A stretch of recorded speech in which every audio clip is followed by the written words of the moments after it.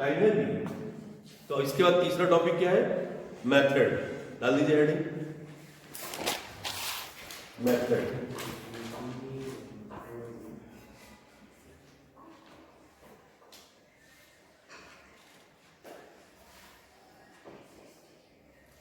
Method को यहां पर दो पार्ट में डिवाइड किया गया मुझे।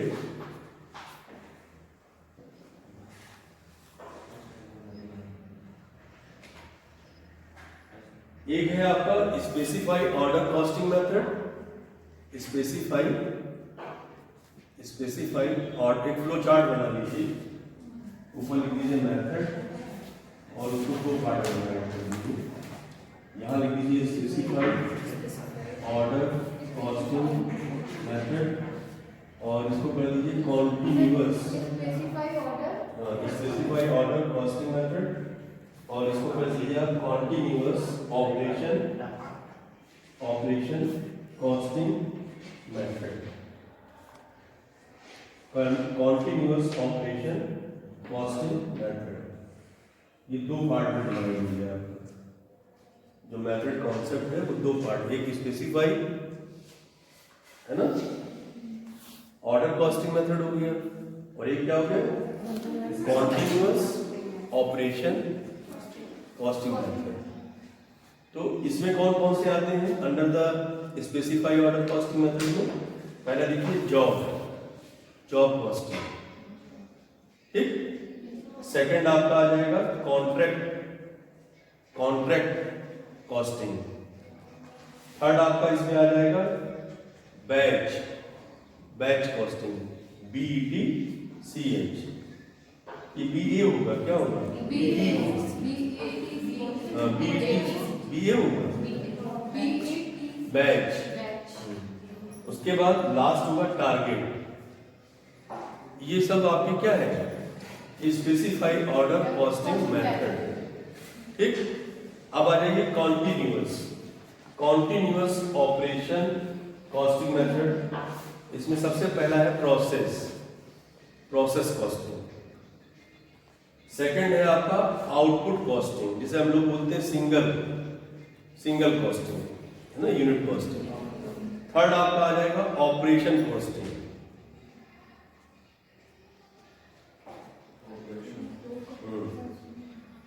ठीक।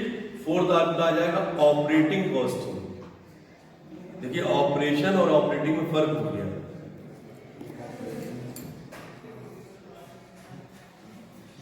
ठीक है। फिर आ जाएगा डिपार्टमेंटल कॉस्टिंग, और लास्ट आपका है कंपोजिट और मल्टीपल कॉस्टिंग।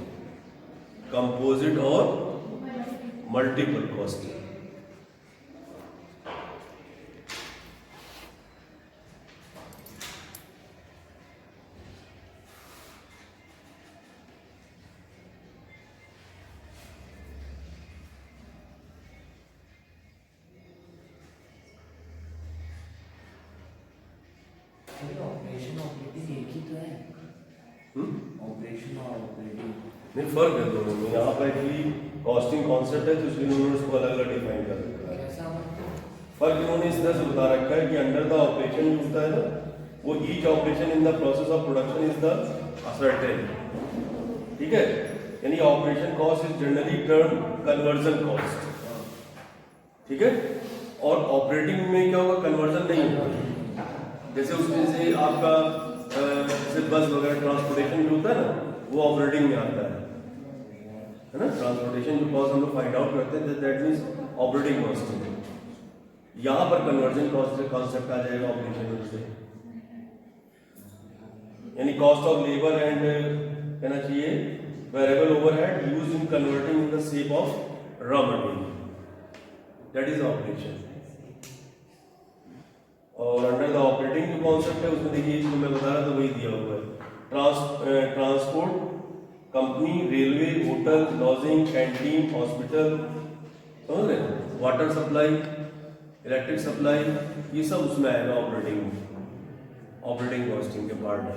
मतलब एक तरीके से देखा जाए तो ये पूरा जो मेथड है ना, पूरा आपका सिलेबस डिफाइन कर रहा है, जो जो चैप्टर आपको पढ़ने हैं, है ना। क्लियर? राइट डाउन हो गया? मतलब जो ऊपर हेडिंग जो पड़ा है इसका, उस हेडिंग के अकॉर्डिंग ये चीजें क्लियर हो रही हैं, क्योंकि जितने इधर आप देख रहे हैं राइट हैंड साइड में सब कॉन्टिन्यूअस प्रोसेस नजर आ रहे होंगे आपको, है उनकी जो कॉस्टिंग होती है वो कॉन्टिन्यूअस होती है, लगातार निरंतर। और इधर क्या होगा? ऑर्डर होगा, स्पेसिफाई ऑर्डर। तो जैसा कि उन्होंने सबसे पहला बताया जॉब, तो वो जॉब वाला जॉब कॉस्टिंग कब होती है? यानी रिक्वायरमेंट नहीं, टाइमिंग से नहीं मतलब है, requirement of customer, need of the customer, that is a job costing, है ना? जब कस्टमर की नीड या रिक्वायरमेंट के अकॉर्डिंग आप कोई चीज मैन्युफैक्चरिंग करेंगे, उसको तब कॉस्ट को एनालाइज करेंगे, वो क्या कहलाएगा? जॉब कॉस्टिंग कहलाएगा, है ना? और कॉन्ट्रैक्ट में क्या हो जाएगा? कॉन्ट्रैक्ट जो कॉस्टिंग होगी उसमें क्या हो जाएगा? यानी where work is executed under customers specify required. लेकिन इसमें आ जाएगा एक ड्यूरेशन कॉन्सेप्ट आ जाएगा, हाँ इसमें ड्यूरेशन पीरियड आ जाएगा, टाइमिंग आ जाएगी, है ना? इसमें टाइमिंग को इन्वॉल्व कर दिया गया। कस्टमर नीड में तो जॉब कॉस्टिंग भी हो रही है, लेकिन वहाँ टाइम लिमिट नहीं है। यहाँ पर कॉन्ट्रैक्ट में क्या होगा? 6 मंथ 1 मंथ, जैसे मेट्रो में क्या हो रहा है, ये कॉन्ट्रैक्ट है ना, कि 2 साल में 3 साल में इसको कवर करना है, पीरियड ऑफ टाइम, है ना? थर्ड आपका क्या था? बैच कॉस्टिंग का इन्होंने डिफाइन कर रखा है। जैसे एक तरीके से आइडेंटिकल प्रोडक्ट के लिए जब कोई चीज कॉस्ट को डिफाइन करना पड़े तो वो कहलाता है बैच कॉस्टिंग, मतलब पर्टिकुलर किसी एक प्रोडक्ट को डिफाइन करने के लिए। इसमें लिख लीजिए एक स्टेटमेंट जिससे आपको आइडिया लग जाए।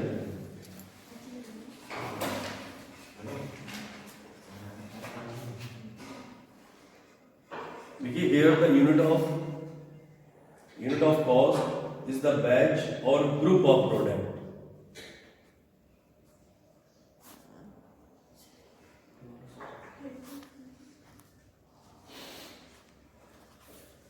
और मैं आपको बता दूं कि ये कहाँ यूज होती है बैच कॉस्टिंग, बताओ? फार्मास्यूटिकल कंपनीज जो होती है वहाँ बैच कॉस्टिंग यूज होती है। हिंट में लिख लीजिए, तुरंत जल्दी स्ट्राइक करेगा, समझ में आ जाएगा। फार्मास्यूटिकल कंपनी जो होती है ना, दवाइयों वाली जो होती है, वहाँ पर हम हमेशा ग्रुप ऑफ प्रोडक्ट की बात या बैच कॉस्टिंग की बात करते हैं। ठीक है, आई होप समझ में आ रहा होगा। नेक्स्ट क्या है? टारगेट कॉस्टिंग, यानी बिफोर स्टार्ट ऑफ जॉब। ये जो टारगेट कॉस्टिंग होती है वो कैसी होती है? लिख लीजिए हिंट में, before start of job the cost of work is estimated with the help of expert,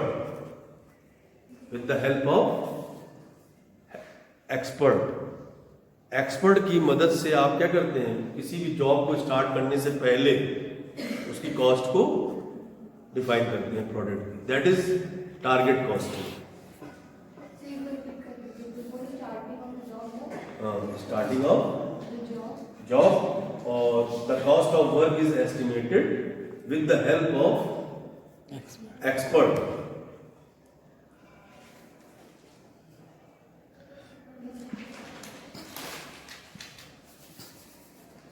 ठीक है, और जो दूसरा वाला जो पार्ट है, इसको हम प्रॉपरली अगर देखा जाए तो इसमें ये कह सकते हैं कि ये जो मेथड है वो जनरली कहाँ यूज होगा? ब्रैकेट में लिख दीजिए, इंडस्ट्री।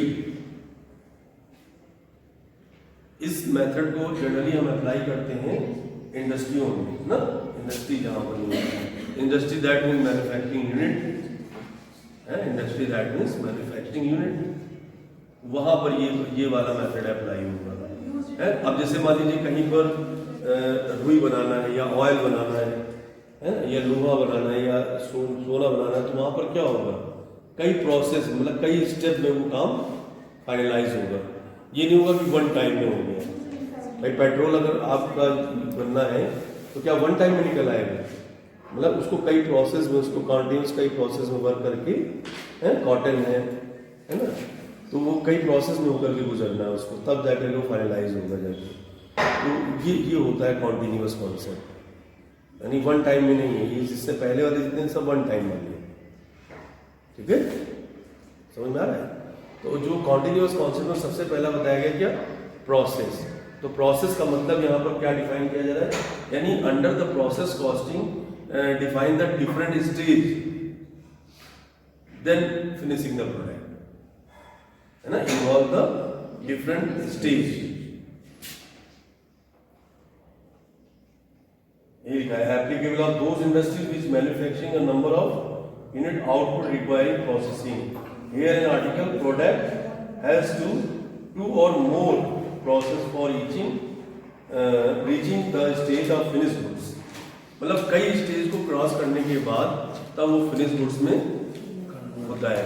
तो हमें याद आ रहा है जैसे ऑयल में क्या था, पहले क्या था, रिफाइनिंग, नहीं पहला शायद क्रशिंग, फिर रिफाइनिंग, फिर शायद फिनिशिंग, ऐसे करके 3 है। ऑयल इंडस्ट्री जो होती है उनके 3 स्टेज होते हैं। मैं एग्जांपल के तौर पे बता रहा हूँ, पहला क्रशिंग, पहला स्टेज, दूसरा रिफाइनिंग और तीसरा फिनिशिंग, तब जाके ऑयल तैयार होता है। इसी तरह से अलग अलग इंडस्ट्री के अलग अलग स्टेजेस इन्वॉल्व होते हैं। Any doubt? अब अधिक जानकारी के लिए बुक से संपर्क करिए, ठीक है। और बताइए नेक्स्ट, बस करें, चलिए बाकी पढ़ लीजिएगा अच्छे से, डाउट को तो क्लियर कर लीजिएगा। तो अगले टर्म में हम क्या डिस्कस करेंगे, टेक्निक और इंस्टॉलेशन। तो यूनिट आपका फर्स्ट कंप्लीट हो जाएगा।